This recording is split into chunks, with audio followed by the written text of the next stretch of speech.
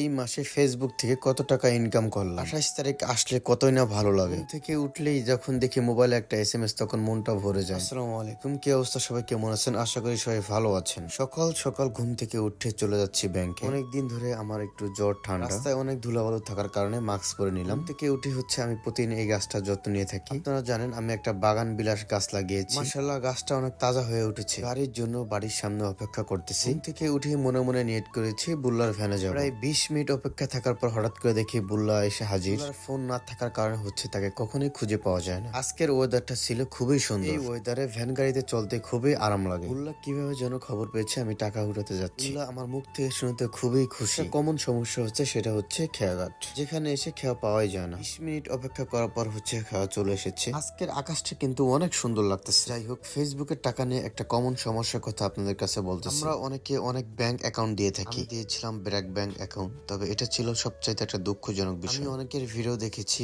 অন্যান্য যারা ইসলাম ব্যাংক এবং বিভিন্ন অ্যাকাউন্ট দিয়েছে। ইসলাম ব্যাংকের অ্যাকাউন্টের টাকা খুব দ্রুত আসে, এটা অনেকে বলতেছে। দিয়েছিলাম ব্র্যাক ব্যাংকের অ্যাকাউন্ট, যেটা অনেক ঝামেলা ফেস করতে হয় এবং অন্যান্য ব্যাংক থেকে টাকা ঢুকতে একটু লেট হয়। বলতে বলতে ব্র্যাক ব্যাংকের ভূতের সামনে চলে আসলাম। যদিও ভূতের ভিতরে ভিডিও করার কোনো অনুমতি নেই, কখনই হচ্ছে এই ভিডিও তৈরি করিনি, বাট এই প্রথম হচ্ছে টাকা উত্তোলনের ভিডিও দিতেছি। তাই হচ্ছে চুপি চুপি করে একটা ভিডিও নিয়ে নিলাম। কি হচ্ছে কমেন্ট করছে, ভাই আপনার দেশের বাড়ি কোথায়? আমার দেশের বাড়ি হচ্ছে মাদারীপুর। আমি বর্তমানে মাদারীপুর সদরে অবস্থান করেছি আমার বাড়িতে। আলহামদুলিল্লাহ আপনাদের দোয়া এবং ভালোবাসায় আমার 50,000 ফলোয়ার সম্পূর্ণ হয়েছে। আপনারা আমাকে যেভাবে ভালোবাসা এবং সাপোর্ট দিয়েছেন, সবসময় আমার এভাবে পাশে থাকবেন। এখন একটু আপনাদের কষ্টের গল্প শোনাই। ফেসবুকে ভিডিও বানাই, এই জন্য অনেক মানুষ আমাকে অনেক কিছু বলেছে, অনেক ভাবে অপমান করেছে। কিছু কিছু মানুষ আমাকে এত পরিমাণ ভাবে অপমান করেছে যা আপনাদের বলে কখনোই বোঝানো যাবে না। যা বলুক, আমার কাছে এটা ভালো লেগেছে তাই আমি এটা নিয়ে কাজ করেছি। তাদের কাছে ভালো লাগা নাই তাই হয়তোবা তারা বলেছে। যাই হোক, আলহামদুলিল্লাহ টাকা উঠানো শেষ। অনেকদিন ধরে আমার ঠান্ডা এবং রাতে অনেক জ্বর আসে, তাই হচ্ছে ফার্মেসি থেকে কিছু ওষুধ কিনে বাসার উদ্দেশ্যে রওনা দিয়েছি। হুট করে চোখে পড়লো পেয়ারা মাখা। কার না খেতে মন চায় বলেন? এটা হচ্ছে আমার কাছে খুবই একটা ফেভারিট। অনেকেই ভাবতে পারেন ফেসবুকে লাখ লাখ টাকা ইনকাম করা যায়, বিষয়টা এরকম না। সবাই ভালো থাকবেন, সুস্থ থাকবেন এবং আমার জন্য দোয়া করবেন। আসসালামু আলাইকুম।